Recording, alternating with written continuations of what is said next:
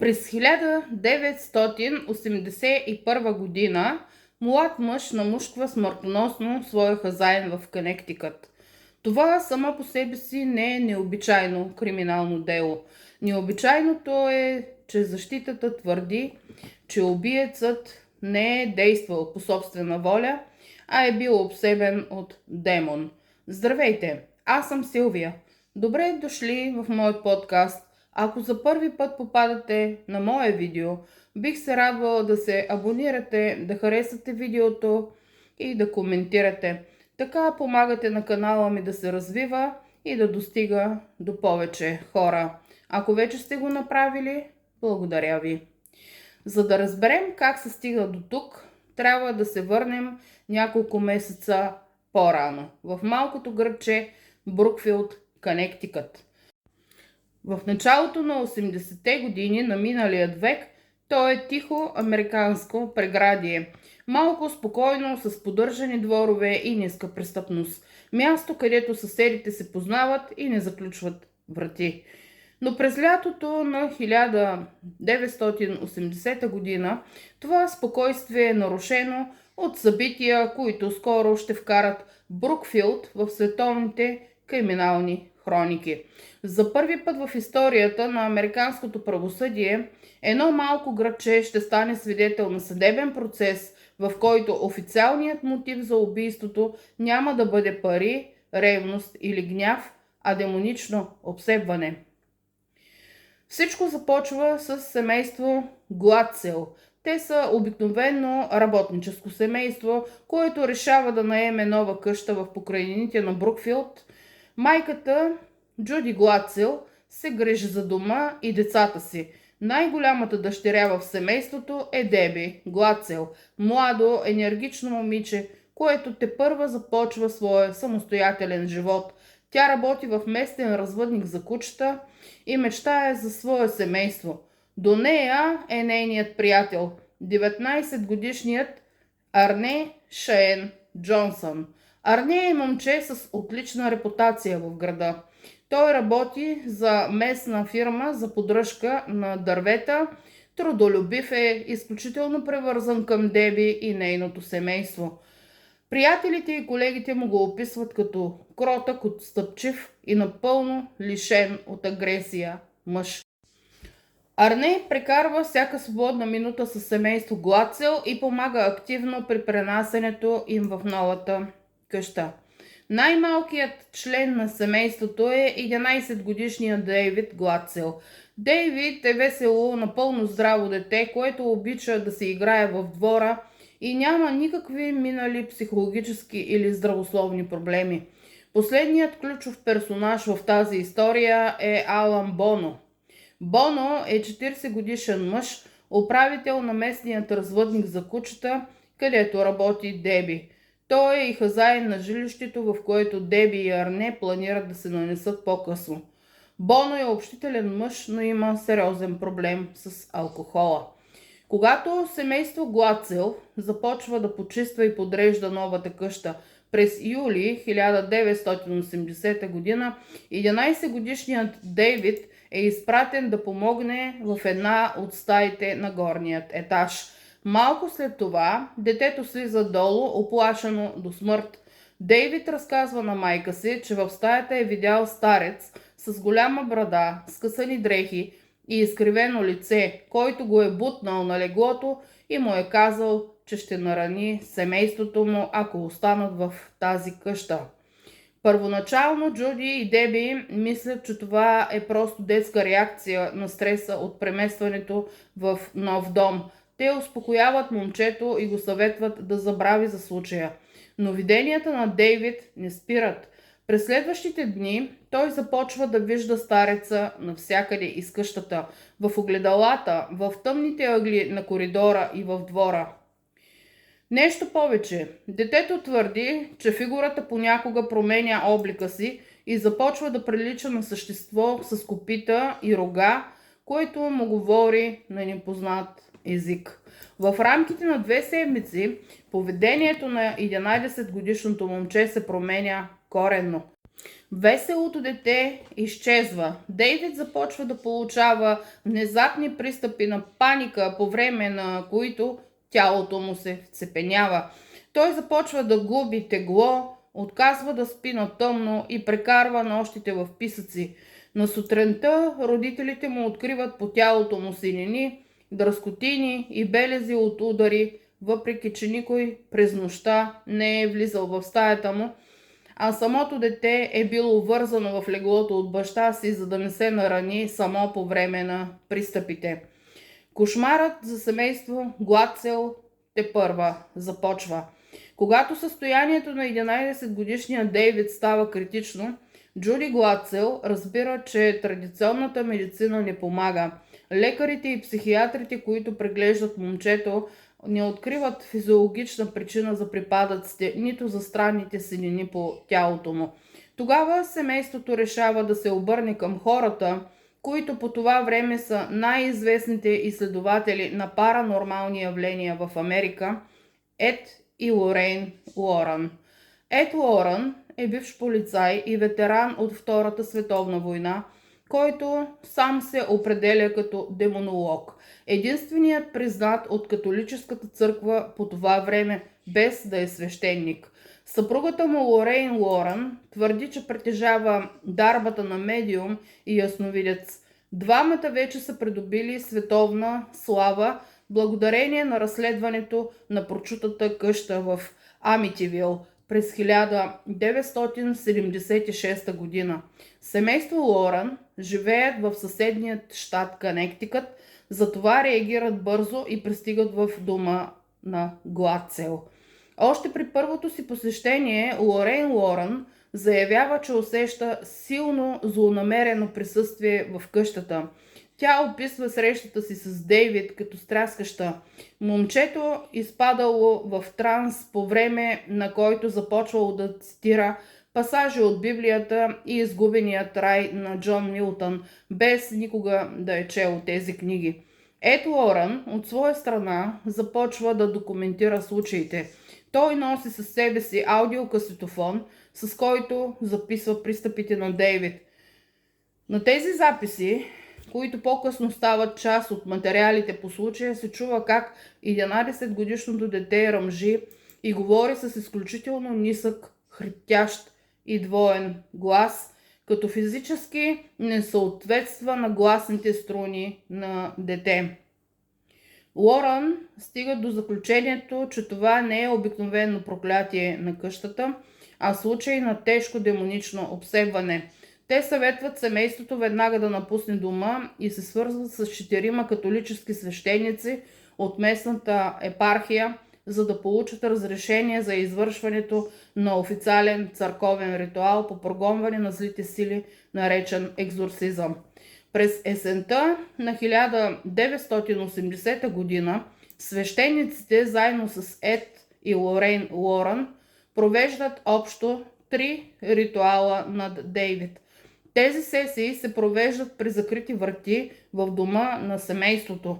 Младият Арне Джонсън присъства на всяка една от тях, за да държи момчето, което по време на пристъпите проявява огромна, нетипична за физиката му сила, изискваща 4 възрастни мъже да го удържат на леглото. По време на третия най-тежък ритуал, състоянието на Дейвид става непоносимо за гледане. Детето започва да се задушава, очите му се обръщат нагоре и то започва да назовава имената на общо 43 демона, които според него се намират в тялото му. Арне Джонсън, който е изключително привързан към малкия брат на годиницата си, не издържа на гледката. Изпаднал в шок, гняв и отчаяние от факта, че ритуалите не носят трайно облегчение, 19-годишният младеж прави фатална стъпка. Арне застава директно пред обладаното момче, прекъсва молитвите на свещеника и изкръщява към невидимата сила. Оставете го на мира. Вземи мен, влез в мен, а него пусни. Лорейн Уорън се опитва да го спре, като му казва, че с тези сили никога не се преговаря и подобни предизвикателства могат да имат ужасяващи последствия. В своите писмени доклади по-късно, Лорейн отбелязва, че в същия миг е усетила физическо движение на хладен въздух в стаята, преминаващо от Дейвид към Арне. След този ритуал, противно на очакванията, състоянието на 11-годишния Дейвид рязко се подобрява. Пристъпите му спират, той започва да спи нормално и да води обикновен живот. Арне Джонсън се прибира у дома, без да подозира, че животът му може би вече е необратимо променен. След събитията от есента на 1980 година, малкият Дейвид е напълно здрав, но влошаването при Арне Джонсън започва почти веднага. Годиницата му Деби Гладсел първа забелязва промените. Арне, който винаги е бил спокоен и уравновесен, започва да страда от тежки форми на безсъние. Когато успява да заспи, той се събужда с писъци, твърдейки, че същият старец с черни очи от виденията на Дейвид сега се явява и на него, заплашвайки го с насилие. Поведението на Арне става непредсказуемо. Той започва често да изпада в особени състояния на лунес, при които гледа в една точка с напълно празен поглед и не реагира на гласа на Деби или на колегите си. Когато излиза от тези състояния, той няма никакъв спомен за случилото се. Деби по-късно споделя пред разследващите, че Арне е започвал да чува странни шумове по тавана и стените на стаята си, същите, които семейство Гладсел чува преди месеци. Настъпва фаталният 16 февруари 1981 година. Денят е студен. Арне взима почивен ден от работа, за да прекара време с Деби и нейната 9-годишна сестра Мери. Към тях се присъединява и едно съседско дете. Четиримата отиват на гости в апартамента на Алан Боно, шефът на Деби в местния развъдник за кучета. Боно ги кани на обяд, но през целия ден консумира огромно количество алкохол. Към 18:30 часа вечерта атмосферата рязко се променя. Силно пияният Алан Боно става агресивен и раздразнителен. Поради дребен повод между него и Арне избухва устен скандал. Боно хваща 9-годишната Мери за ръката, отказва да я пусне и започва да крещи. Детето е оплашено и започва да плаче. Деби се опитва да застане между тях, за да защити сестра си и умолява Арне да си тръгнат. Тогава в Арне нещо се пречупва. Според официалните показания на Деби, очите на приятелите стават напълно безизразни. Вместо да извика или да се сбие с Боно, той започва да издава ниски дълбоки звуци, наподобяващи ръмжение на животно. Изведнъж Арне посяга към джоба си, изважда 13 см сгъваем нож и напада хазаена си. Джонсън нанася на Боно над 20 прободни рани. Ударите са концентрирани изцяло в областта на гърдите и корема, като един от тях разкъсва сърцето на мъжа. Всичко се случва пред ужасената Деби и децата. След като приключва, Арне пуска ножа, обръща се и излиза от апартамента с бавна механична стъпка. Той тръгва пеш към близката гора, изпаднал в състояние на пълен шок. По-късно, същата вечер, Алан Боно умира от масивна загуба на кръв в болницата. Полицията на Брукфилд открива Арне Джонсън няколко часа по-късно на около 3 км от мястото на престъплението. Той върви по пътя без да знае къде се намира и първите му думи пред полицаите са, че не помни нищо от случилото си след началото на скандала с Боно. Истинският медиен взрив обаче настъпва, когато младият адвокат Мартин Минела поема случая. След като разговаря с семейство Гладсел и Ед и Лорен Лоран, Минела взема безпрецедентно решение. Той обявява публично, че Арне Джонсън не е виновен за убийството, тъй като по време на нападението тялото му е било изцяло под контрола на демонична сила, която той е приел доброволно по време на екзорсизма на малкият Дейвид. Делото веднага получава световна известност под името "Дяволът ме накара да го направя". Когато процесът започва през есента на 1981 година, защитата е подготвена да представи аудиозаписи от екзорсизмите, писмените доклади на семейство Лоран и да призове като свидетели 4 католически свещеници, които са присъствали на ритуалите.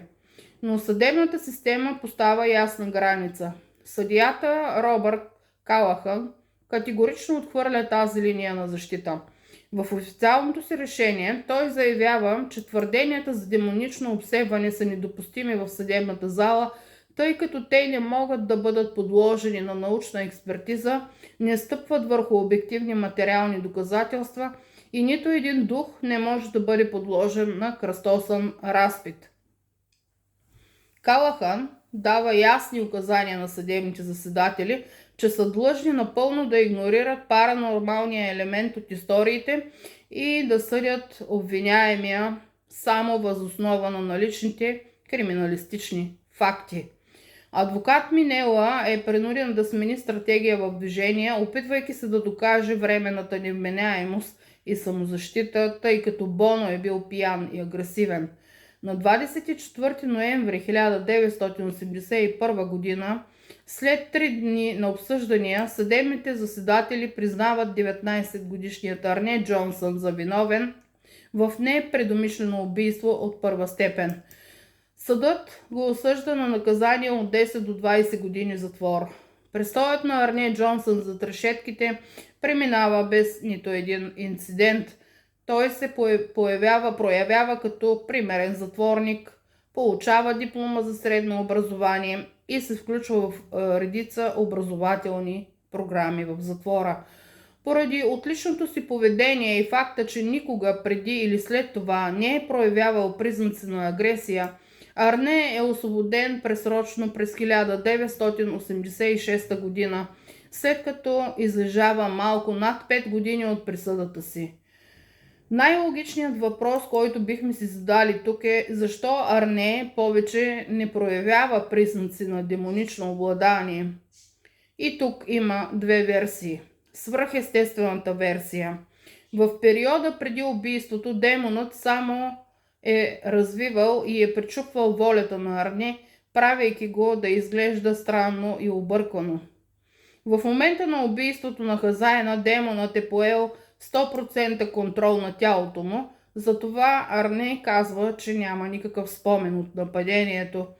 След като кръвта е пролята и грехът е извършен, демонът постига триумфа си и го напуска.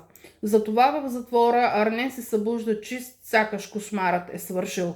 Втората версия е психологическата версия. Натрупаната психоза. Арне е бил толкова дълбоко травмиран от това, което е видял да се случва с 11-годишният Дейвид, че умът му буквално се е пречупил. Този странен вид и халюцинациите са били признаци на развиваща се тежка психоза и параноя, подхранена от страх, че дяволът наистина ще дойде за него. Убийството е било крайната точка на този психически срив. Шокът от ареста и изолирането му от прокълнатата среда просто са спрели тази масова психоза. Докато изтърпява наказанието си, Арне се жени за годиницата си Деби Глацел. Двамата остават заедно през целия си съвместен живот, отглеждат деца и живеят спокоен, уединен живот, далеч от медийното внимание, до смъртта на Деби през 2021 година, когато тя си отива от този свят след тежко заболяване от рак. Но историята не свършва до тук. Години по-късно вниманието се връща към самото начало, към момчето, от което тръгва всичко – Дейвид Глацел. Детето, за което се е твърдяло, че е било обсебено, по-късно вече не стои за тази версия така категорично. С времето той започва да поставя под съмнение това, което е било разказвано за него като дете. През 2007 година брат му Карл и малкият вече пораснал Дейвид завеждат дело срещу Рейн Лоран и автора на книгата за техния случай. Те заявяват пред света, че Лоран са измислили историята за демони, за да спечелят слава и пари на гърба на болното дете. Макар и Ед и Лорейн да твърдят, че не са взимали нито цент за самото разследване, братята Карл и Дейвид разкриват нещо по-различно. Те обвиняват Лоран, че са ги подвели с обещания за милиони, докато истинските приходи от книгата, лекциите и холивудските права са отишли в джобовете на демонолозите, оставяйки семейството с празни ръце и съсипан живот. В крайна сметка съдът отхвърля делото поради изтеклият дълъг период от време, но ефектът е постигнат. Авторът на книгата я спира от печат, признавайки, че му е писнало от семейните скандали. Това дело обаче разкъсва семейство Гладсел на два враждуващи лагера, които никога повече не проговарят. От една страна са братята скептици, а от друга страна сестра им Деби и самият Арне Джонсън. До последно, дори покрай холивудските филми десетилетия по-късно, Арне и неговата годеница остават твърдо зад версията за демона. Те защитават Лоран и твърдят, че братята просто търсят пари. За Арне е много по-поносимо да вярва, че е бил пионка в ръцете на демон, отколкото да приеме реалността, че в момент на сляп гняв и ревност е отнел човешки живот. Така, една история, която започва като разказ за демони и екзорсизъм, постепенно се връща обратно към нещо много по-човешко. И точно тук остава въпроса: какво всъщност се случи в Брукфилд? Арне Джонсън и останалите членове на семейство Гладсел никога не променят своите показания. Те продължават да твърдят, че случилото се в Брукфилд е бил реален сблъсък с духовния свят, трагедия, при която законът е наказал един млад мъж за престъпление, което неговата воля не е пожелавала.